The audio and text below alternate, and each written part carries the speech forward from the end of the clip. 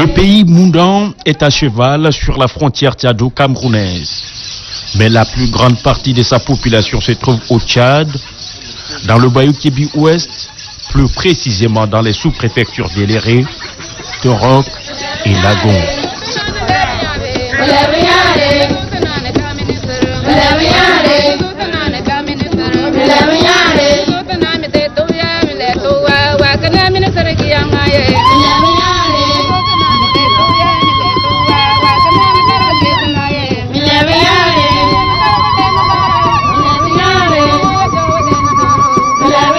Torok est situé sur l'axe Fianga-Pala, à 32 km au sud-ouest de Fianga et à 40 km au nord-est de Pala.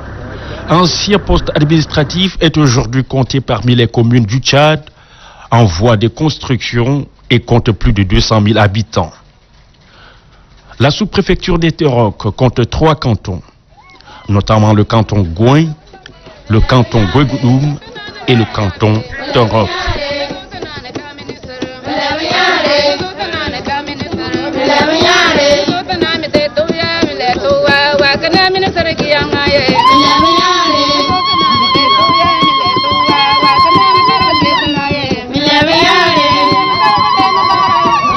Le nom Torok est la déformation du mot Moundan Tchorok, qui veut dire tous des Moundans ou encore des Moundans 100% pour une bonne précision. Les Torokois sont donc des Moundans ayant migré un peu plus vers le nord, délirés à cause des grands conflits. C'était en réponse aux Blancs que les Moundans se sont écriés Moundan Tchorok, car il n'y avait pas d'autres ethnies avec eux.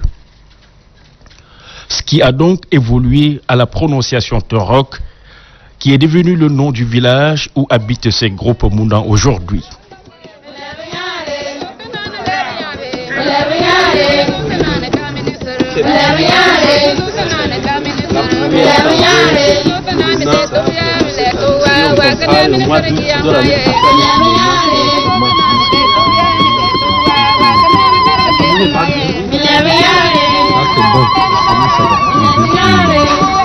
Alors, vous m'arrivez, encore une fois, merci beaucoup.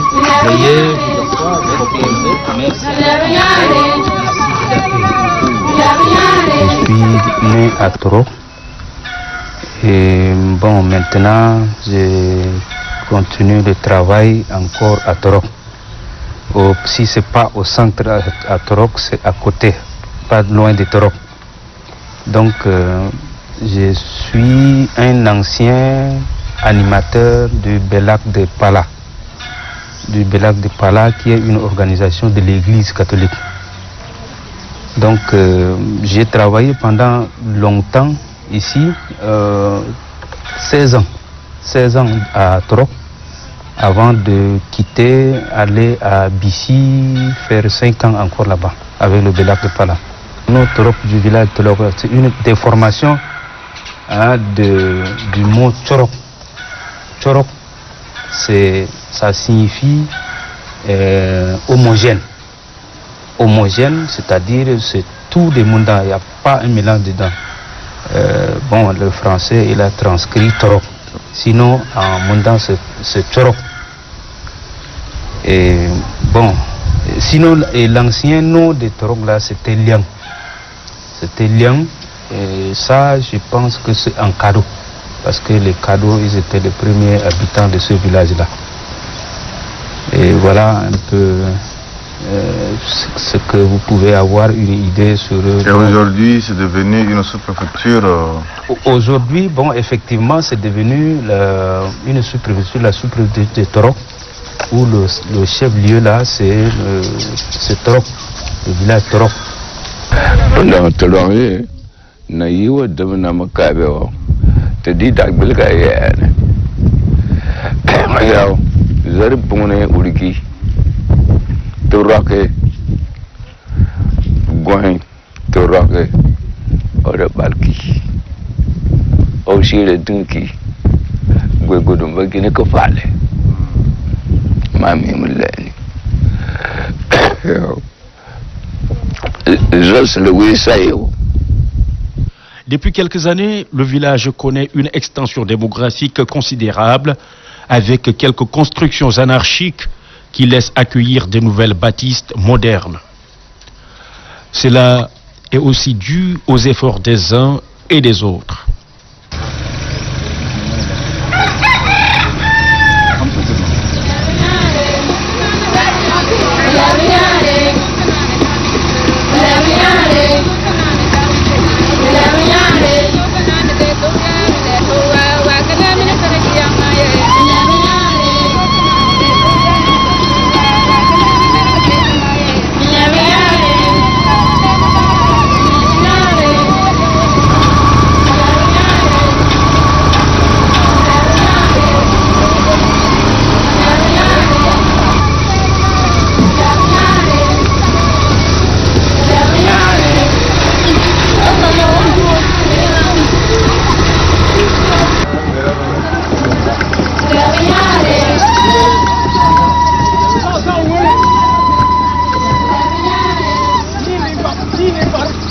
Parmi les jalons posés, l'Église catholique a joué un rôle très important pour la marche vers un développement désirable de la région.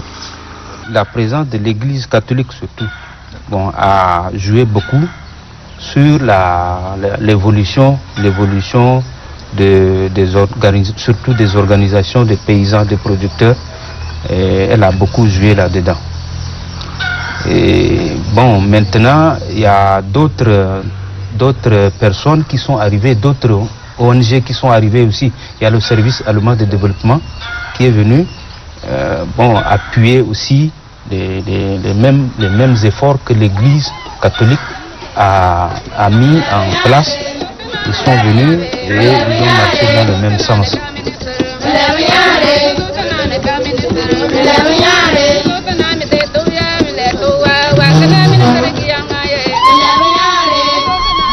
Moi, je suis ici dans cette paroisse depuis 2011.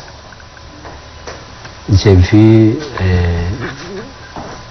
le travail de l'Église, j'ai été artisan de ce travail. La présence de l'Église ici à Toro comme ailleurs dans le monde, c'est une présence prophétique. En deux, c'est une présence active. Prophétique parce que la vie, le genre de vie des chrétiens, qui sont des chrétiens qui espèrent, qui ne doivent pas avoir peur de la mort ou de la vie dans toutes ces méandres, donne à réfléchir aux autres qui ne croient pas. C'est dans ce sens que je dis qu'elle est prophétique. Elle est aussi travailleuse parce que elle est là pour aider la population, la personne humaine à se développer intégralement.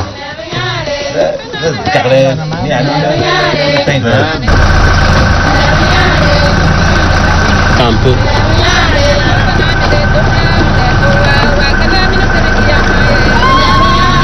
En plus de la matière que beaucoup connaissent, malheureusement quelquefois de travers, la sanctification du peuple de Dieu par les sacrements, c'est un discours qui n'est pas bien compris.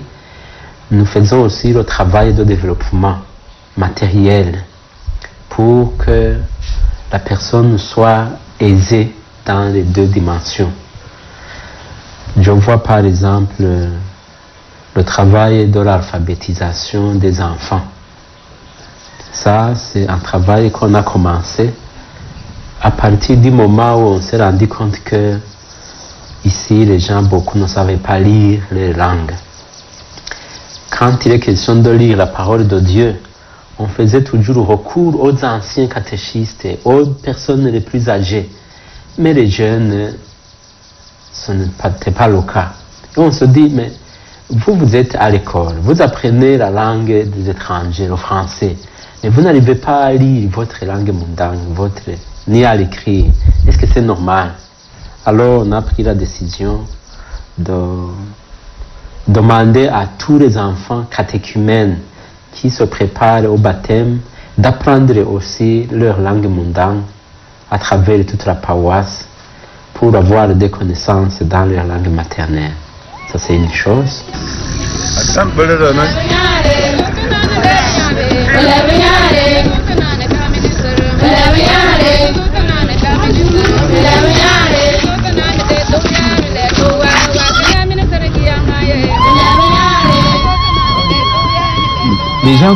Les gens ont couru derrière la religion là. D'ici jusqu'à Lara au Cameroun là. Ah. Les gens ont marché à pied pour les premiers chrétiens, ils allaient là-bas. Ils allaient même là-bas, il y a certains que je me rappelle encore, ils sont morts, beaucoup sont morts déjà, mais les premiers chrétiens, où ils étaient baptisés à Léré, où ils étaient baptisés à Lara. Les premiers ont été baptisés à Lara. Si je me rappelle bien, il y a des documents là comme ça qui présentent ces gens-là qui sont déjà défunts, paix à leur âme. Bon, quand la religion est arrivée après, je sais aussi que les gens ont fait tout pour protéger, pour soutenir les pères, les premiers prêtres qui sont arrivés ici, et pour les rendre familiers, hein, pour les accueillir dans les familles comme ça. Et ceux qui sont arrivés à Torok ici là, ils sont d'abord restés à Gouin. Hein, le père était installé à Gouin. Et après, bon, l'endroit ou bien d'autres problèmes ont fait qu'on a déplacé le père pour arriver ici à Torok. La deuxième chose, c'est le travail de sensibilisation pour plus de commodité dans la vie. Quand nous leur disons, il faut avoir la propreté partout où vous êtes, en commençant par la mission. Vous avez les toilettes, il faut que les toilettes servent à le travail. Il ne faut pas faire créer la toilette là où elle n'est pas. Tout ça, c'est ce qu'on a essayé de faire et on continue. Et en fin de compte, nous avons pensé à une école pour éduquer à la façon de l'Église les enfants à toutes ces dimensions. C'est en quelque sorte un terrain pour expérimenter toutes les dimensions que je viens de dire. Parce que la science sans conscience, on dit, le chanteur dit qu'elle est la ruine de l'âme. C'est là où on veut les aider à faire les valeurs chrétiennes, les valeurs intellectuelles, les valeurs humaines.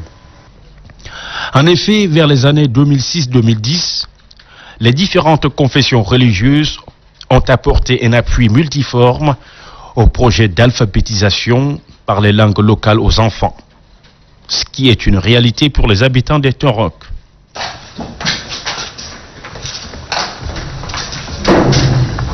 Ce sont des documents qui nous aident. Nos prédécesseurs ont écrit pas mal de choses en langue Mundan, par exemple. Oui, ça c'est Mundan. Les noms propres chez les Mundans. Ça nous aide. Vous voyez, quand on est étranger et qu'on doit parler la langue d'ici, qu'on le veuille ou non, nous sommes obligés de connaître. Ça nous aide beaucoup. Il y a aussi les documents importants, les papes. Ça nous aide à parler de l'histoire de l'Église, au moins les papes, comment ils se sont succédés. Et d'autres livres comme les missionnaires Fidei Donum. Ça, c'est les missionnaires qui ne sont pas des congrégations, mais qui sont des prêtres diocésains chez eux. Alors, avec la collaboration entre les diocèses et les évêques, ils envoient de leurs prêtres. Ils font encore qu'on appelle les missionnaires Fidei Donum. En soi, c'est le titre d'une encyclique de Pie XII qui date déjà de 50 ans. Ça, c'était pour faire l'évaluation des effets ou des fruits de cette encyclique. Le document principal, comme le confrère me dit, ça c'est la Bible. C'est ça la parole de Dieu pour l'évangélisation. Ça c'est le compromis entre les chrétiens catholiques et les chrétiens protestants, la Tob, traduction écuménique de la Bible. Voilà. Et d'autres documents qui nous aident ici, c'est tout cela, ou bien les témoignages de nos missionnaires qui nous ont précédés, ceux qui ont travaillé.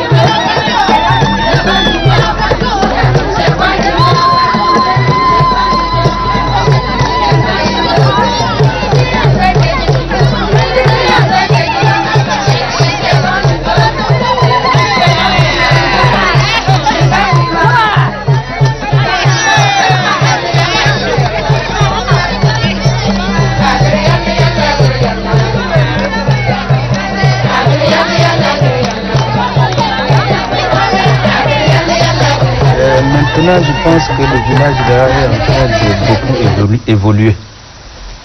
Sinon, entre-temps là, bon,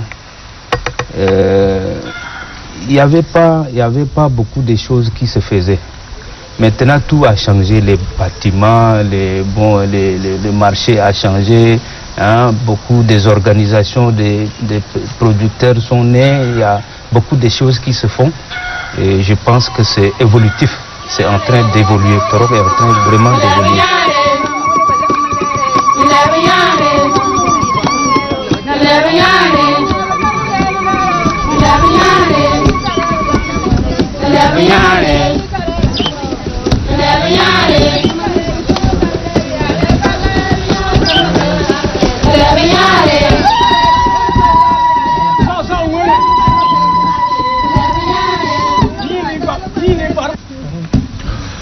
Dans ce monde plein d'exigences de la modernité, le peuple moundan reste l'un des principaux peuples conservateurs des cultures et civilisations ancestrales.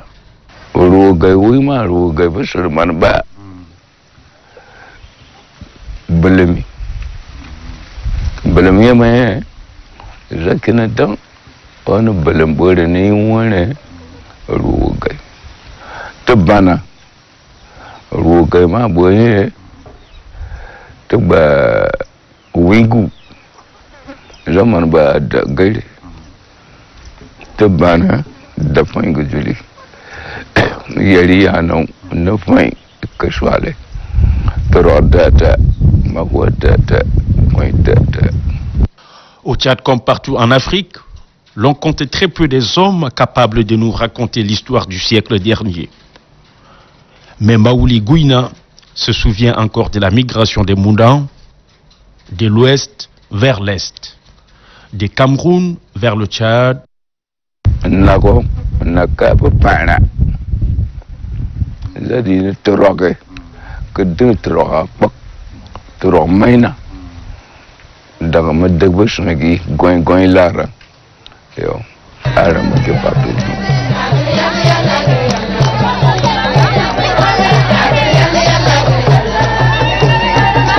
Bon,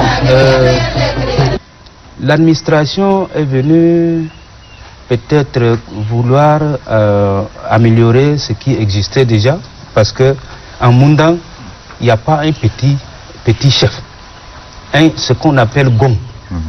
Un gong, c'est un gong.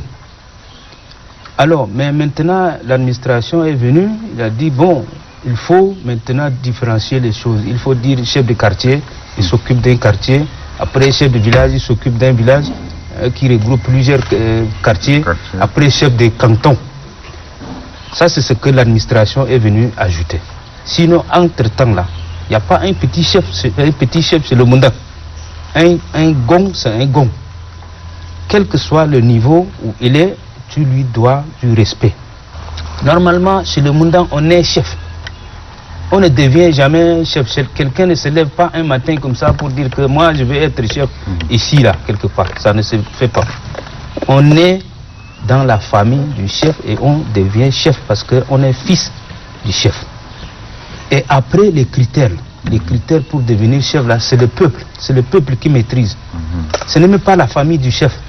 C'est les gens qui habitent le village là, qui regardent parmi les enfants du chef là, qui est sérieux là-dedans, qui ne court pas derrière les femmes des gens, qui n'est pas voleur, qui n'est pas méchant, qui n'est pas... Voilà un peu les... C'est pas écrit, mais le peuple maîtrise ces critères-là. Le chef est toujours accompagné, il n'est pas seul. Il y a les notables. Alors, parmi les notables, il y a un guide qui est parmi les notables, c'est lui, tout problème qui arrive, on le lui pose et c'est à lui de me transmettre. Et donc après les notables, j'ai les assesseurs. Les assesseurs, ils s'en chargent de la conciliation pour tout problème qui réside au niveau du cantonal. Et quand ça nous dépasse, je suis obligé de renvoyer à la sous-préfecture. C'est comme ça qu'on est fondé Nous avons les Kaigama qui sont comme les chefs guerriers, qui sont là avec moi aussi, et les chefs de quartier. C'est ça le travail, leur rôle, c'est de surveiller donc le canton. Quand il y a un problème, c'est eux qui viennent me signaler qu'il y a tel problème dans tel quartier, qu'il y a ça, c'est eux qui me signalent donc. Moi je dis que maintenant la jeunesse là, l'avenir de la jeunesse là, j'ai beaucoup d'inquiétudes.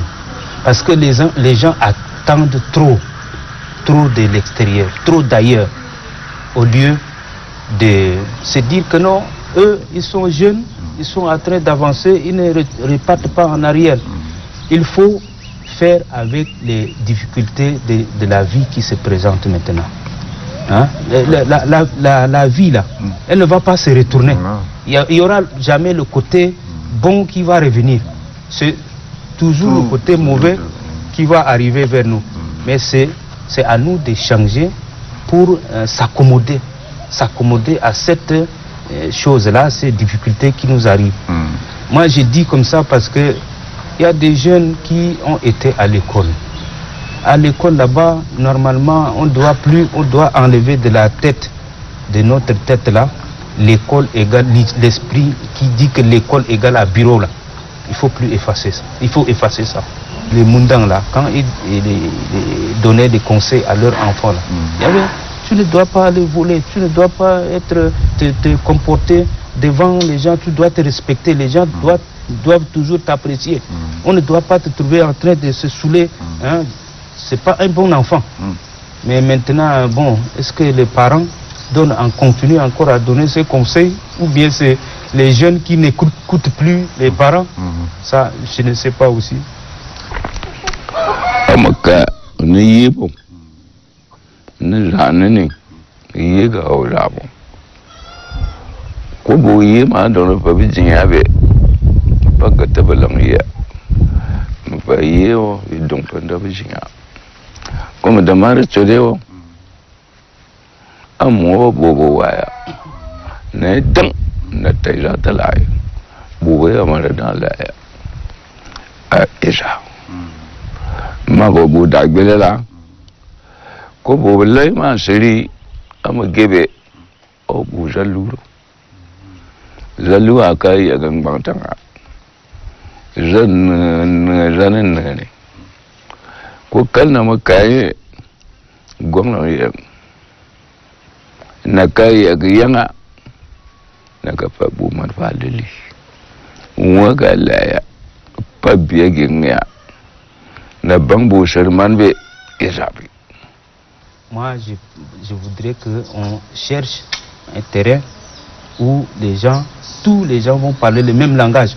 On unit nos efforts, plus on est unis, mieux on est fort. Unité, travail, progrès, c'est voilà, la devise. Voilà, c'est ça, c'est la devise même du Tchad. Merci beaucoup. En ces jours, il est temps que les Mundang du village et tous ceux de l'extérieur répondent aux différents appels. Il est temps de réunir toutes sources d'inspiration autour des Yamane, Torokoises et Torokois. Nul ne peut atteindre un développement durable sans l'audace. Surmontons nos différences et nos rêves seront plus grands. La modernité doit servir de chair pour le squelette tradition. Et ensemble, ils formeront un bonhomme fort et prospère, digne du nom de ses tribus. En 2014, toute la diaspora du canton Torok sont venus ici pour faire fêter cette fête avec nous en 2014. C'est la fête traditionnelle. Quand on démarre la saison pluvieuse, on a deux fêtes.